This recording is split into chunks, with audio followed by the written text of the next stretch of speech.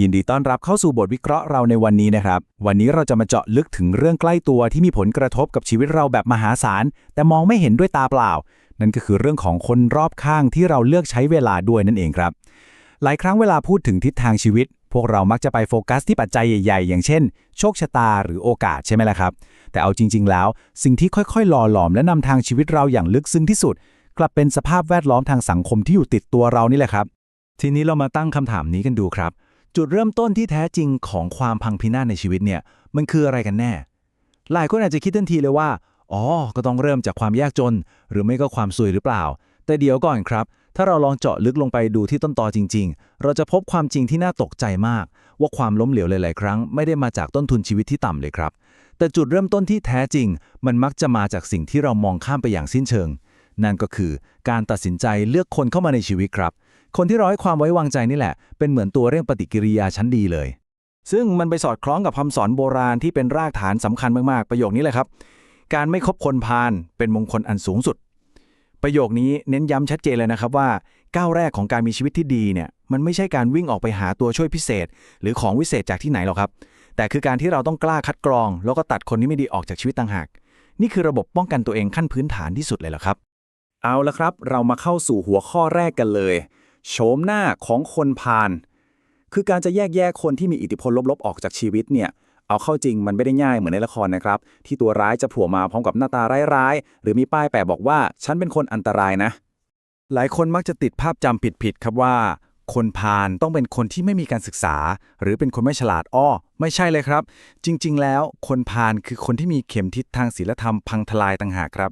พวกเขาคือคนที่มีจิตใจขุ่นมัวเป็นปกติมองเห็นความผิดเป็นความถูกเห็นชั่วเป็นดีและที่พีคที่สุดคือมองเรื่องแย่ๆหรืออบายมุขที่ทำลายชีวิตว่าเป็นแค่เรื่องสนุกตื่นเต้นชั่วคราวการเข้าใจนิยามนี้เนี่ยจะช่วยให้เรามองทะลุเปลือกนอกแล้วไปโฟกัสที่ระบบความคิดของพวกเขาได้ตรงจุดครับและสิ่งที่น่ากลัวที่สุดก็โชว์อยู่ตรงนี้เลยครับบุคคลอันตรายเหล่านี้มักจะซ่อนตัวอยู่หลังฉากหน้าที่ดูดี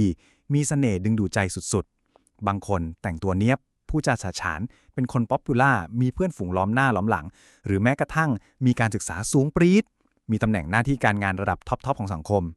รูปลักษณ์ที่ดูเพอร์เฟกต์พวกนี้เนี่ยแหละครับที่ทำให้พวกเราตายใจและเผลอเปิดประตูรับอิทธิพลทางความคิดของพวกเขาเข้ามาแบบไม่รู้ตัวลองมาดูภาพเปรียบเทียบนี้ให้ชัดๆนะครับมันเป็นการปะทะกันของสองมุมมองที่ต่างกันสุดขั้วฝั่งหนึ่งคือคนมีปัญญาที่มองเห็นความจริงว่าแอลกอฮอล์มันทำลายสติสัมปชัญญะนะการพนันคือทางด่วนสู่ความพินาศนะแต่ตัดภาพมาที่ฝั่งคนพาลครับพวกเขามีศิลปะในการบิดเบือนเก่งมากเขาจะบอกว่าเฮ้ยดื่มสิจะได้เข้าสังคมไงหรือการพนันก็แค่เล่นขำๆฝึกสมองหน้าเห็นไหมครับว่าพวกเขาจะพลิกเรื่องที่เป็นพิษให้กลายเป็นเรื่องธรรมดาได้อย่างแนบเนียนและนี่แหละครับคือจุดที่อันตรายและน่ากลัวที่สุดมันคือกระบวนการทำให้เรื่องแย่ๆกลายเป็นเรื่องปกติในชีวิตประจำวันถ้าเราไปคลุกอยู่กับคนกลุ่มนี้นานๆเนี่ยเส้นแบ่งระหว่างถูกกับผิดในใจเรามันจะเริ่มเบลอครับเบลอจนกระทั่งเรายอมรับพฤติกรรมทำลายล้างพวกนั้นว่ามันก็แค่ส่วนหนึ่งของสีสันชีวิตซึ่งนั่นแหละครับหายนะกำลังเริ่มขึ้นแล้วมาถึงหัวข้อที่2อันตรายของการถูกกลืนกินกระบวนการที่ความมืดดำเหล่านี้ค่อยๆแทรกซึมเข้ามาทำลายตัวตนของเรามันไม่ได้มาแบบตูมเดียวจบนะครับแต่มันจะค่อยๆคืบคลานเข้ามาเงียบๆชนิดที่ว่ากว่าจะรู้ตัวก็สายไปแล้วลองนึกภาพทางลาดชันดูนะครับธรรมชาติของคนเรามันถลายลงทางลาดแบบนี้ได้ง่ายมากทุกอย่างมันจะเริ่มจากการประนีประนอมเล็กๆเล็กนิดเดียวจริงๆครับเริ่มจากสเต็ปแรกคำชักชวนที่ฟังดูไม่มีพิษมีภัยตามมาด้วยสเต็ปที่2ข้ออ้างสุดคลาสสิกที่แอบกระซิบในหัวว่าเอานะแค่ครั้งเดียวเองไม่เป็นไรหรอกและนั่นแหละครับคือการเปิดประตูบานกว้างนำไปสู่สเต็ปที่3คือการซึมซับพฤติกรรมแย่ๆเหล่านั้นมาเป็นนิสัยของตัวเองอย่างสมบูรณ์แบบและทีนี้เวลาเกิดปัญหาลองสังเกตปฏิกิริยาของคนที่มีจิตใจขุ่นมัวดูนะครับเวลาที่มีคนรักหรือคนหวังดีพยายามจะดึงสติคอยเตือนให้อ่านหนังสือเตือนให้เพลาๆเรื่องดื่มหรือบอกให้กลับบ้านเร็วๆแทนที่พวกเขาจะรับฟังไม่เลยครับพวกเขาจะตอบสนองด้วยความโกรธหงุดหงิดและรำคาญใจลึกๆแล้วใจที่มันมืดบอดไปแล้วเนี่ยมันจะทนต่อแสงสว่างของความหวังดีไม่ได้หรอกครับเขาจะมองว่าการเตือนสติคือการจ้องจับผิดไปซะอย่างนั้นภาพบนสไลด์นี้อธิบายได้เห็นภาพสุดๆเลยครับหลายคนชอบหลอกตัวเองว่าฉันเข้มแข็งพอฉันไม่โดนดึงลงต่ำหรอกแต่ความจริงคืออะไรครับต่อให้เราเป็นผ้าที่ขาวสะอาดแค่ไหน ถ้ายอมเอาตัวเองไปคลุกคลีกับกองโคลนยังไงรอยเปื้อนมันก็ต้องติดมาครับหรือต่อให้เราบอกว่าเราแข็งแกร่งเป็นเหล็กกล้านานวันเข้าสนิมมันก็กัดกินจากข้างในได้อยู่ดี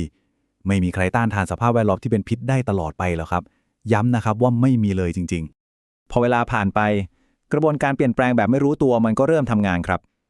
เราจะเริ่มดูดซับเอานิสัยแย่ๆของคนรอบข้างเข้ามาทีละนิดทีละนิดจากที่เคยเป็นคนบอกว่าฉันไม่ดื่มก็เริ่มจับแก้วจากที่เคยเป็นคนซื่อสัตย์สุดๆก็เริ่มรู้สึกว่าการโกหกเล็กๆน้อยๆเอาตัวรอดมันก็ไม่ได้ผิดอะไรนี่นะจากที่เป็นคนพูดจาสุภาพก็กลายเป็นคนที่สามารถพูดจาทำร้ายจิตใจคนอื่นได้หน้าตาเฉยจนท้ายที่สุดเราอาจจะกลายเป็นคนแปลกหน้าที่แม้แต่ตัวเองก็ยังจำไม่ได้ครับมาถึงหัวข้อที่3ครับจุดจบของมิตรเทียมเมื่อเราปล่อยให้ตัวเองถลำลึกปล่อยให้สภาพแวดล้อมกลืนกินตัวตนไปแล้วทีนี้ล่ะครับพอถึงจุดแตกหักผลกระทบที่ตามมามันรุนแรงและเจ็บปวดกว่าที่หลายคนประเมินไว้เยอะมาก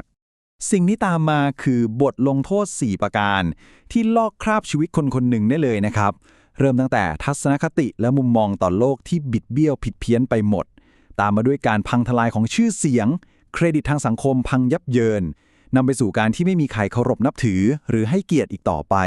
และท้ายที่สุดครับคือการหมดสิ้นซึ่งสิริมงคลหรือพูดง่ายๆคือความเจริญก้าวหน้าในชีวิตมันหายวับไปเลยจากคนที่มีอนาคตไกลสามารถกลายเป็นคนที่สังคมเบื้องหน้าหนีได้ในพริบตาเดียวเลยนะครับและนี่แหละครับคือความตลกร้ายที่เจ็บปวดที่สุดของสิ่งที่เรียกว่ามิตรเทียมหรือเพื่อนกินนั่นเองธรรมชาติของคนกลุ่มนี้คือการวิ่งเข้าหาผลประโยชน์ครับสังเกตไหมครับตอนที่เราฟู่ฟ้ามีเงินมีอำนาจโหเพื่อนฝูงห้อมล้อมเต็มไปหมดแต่พอพายุชีวิตพัดเข้ามาเงินเริ่มหดหายปัญหาเริ่มรุมเร้าคนพวกนี้จะใช้วิชาหายตัวระดับปรมาจารย์ครับหายวับไปในอากาศทิ้งให้เราต้องเผชิญหน้ากับความโดดเดี่ยวและหายนะเพียงลำพังคือประเด็นสำคัญมันอยู่ตรงนี้ครับความเสียหายเนี่ยมันไม่ได้หยุดอยู่แค่กระเป๋าสตางค์ที่แฟบลงแต่มันเป็นโดมิโนเอฟเฟกต์ที่ล้มคลืนไปทำลายทุกมิติของชีวิตเลยอนาคตหน้าที่การงานที่เคยรุ่งเรืองก็พังทลายความเชื่อใจจากคนในครอบครัวก็แตกหักศักดิ์ศรีความเป็นมนุษย์ที่เคยมีก็ป่นปี้และที่น่าเสียดายที่สุดคือการพลาดโอกาสดีๆในชีวิตไปตลอดกาลครับทั้งหมดนี้ถูกบทขยี้ลงเพียงเพราะอิทธิพลจากคนที่เราอนุญาตให้เข้ามาในชีวิตครับเอาละครับฟังมาถึงตรงนี้อาจจะรู้สึกหนักอึ้งไปสักนิดแต่หัวข้อที่4นี้คือข่าวดีครับศิลปะแห่งการถอยห่างโชคดีมากที่ตราบใดที่เรายังมีลมหายใจการกดปุ่มรีเซ็ตและเริ่มต้นใหม่มันยังเป็นไปได้เสมอครับและการแก้ปัญหาที่เวิร์กที่สุดไม่ใช่การเดินเข้าไปปะทะสังสรรค์นะครับแต่คือการสร้างขอบเขตและจัดการระยะห่างอย่างชาญฉลาดต่างหากลองดูสุภาษิตโบราณบทนี้สิครับน่าสนใจมากๆห่างสุนัขให้ห่างศอกห่างวอกให้ห่างวาห่างพาราให้ห่างหมื่นโยชน์โหสังเกตสเกลความห่างไหมครับสัตว์ที่ดุร้ายหรือคาดเดาไม่ได้เราเว้นระยะสักช่วงศอกหรือช่วงแขนก็พอรอดตัวแล้วแต่พอเป็นคนพาลหรือคนที่เป็นพิษปุ๊บคำแนะนำคือต้องหนีไปให้ไกลถึงหมื่นโยชน์เลยนะครับนี่เป็นการเปรียบเปรยที่ทรงพลังมากเพื่อจะบอกว่าการตัดขาดและถอยให้ไกลที่สุดคือกลยุทธ์เดียวที่ปลอดภัยอย่างแท้จริงครับแล้วเราจะรู้ได้ยังไงว่าใครคือคนที่ควรจะถอยห่างหมื่นโยชน์ไม่ยากเลยครับลองเช็ค3สัญญาณเตือนภัยนี้ดูข้อแรกมีนิสัยชอบคิดร้ายต่อคนอื่นเป็นปกติหรือเปล่าข้อ2ชอบพูดจาให้ร้ายนินทาหรือพูดจายุแยงไหมและข้อ3มีพฤติกรรมทำเรื่องทุจริตหรือทำสิ่งที่ส่งผลเสียต่อส่วนรวมเป็นประจำหรือไม่ถ้าเจอใครที่มีครบหรือมีพฤติกรรมตามนี้นั่นแหละครับไซเรนเตือนภัยดังลั่นแล้วถึงเวลาต้องก่อกันแพงและเดินถอยออกมาด่วนๆเลย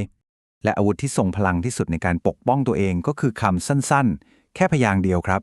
คำว่าไม่การฝึกทักษะที่จะกล้าปฏิเสธกล้ายืนหยัดที่จะบอกว่าไม่ไปไม่ลองและไม่ทำตามกระแสคือที่สุดของการเอาตัวรอดแล้วครับใช่ไหมครับว่าบางครั้งแค่คำว่าไม่คำเดียวในเสี้ยววินาทีมันสามารถพลิกทิศทางชีวิตและช่วยดึงพวกเราให้รอดพ้นจากปากเหวของความหายนะได้ตลอดกาลเลยนะครับแน่นอนล่ะครับว่าช่วงแรกๆที่เราเลือกจะหันหลังตัดความสัมพันธ์ออกมามันอาจจะรู้สึกอึดอัดโวงหรือจะปวดบ้างแต่พอเวลาผ่านไปสักระยะสิ่งที่ได้กลับคืนมามันคุ้มค่ามหาศาลเลยครับความสงบในจิตใจที่หายไปนานจะค่อยๆกลับมา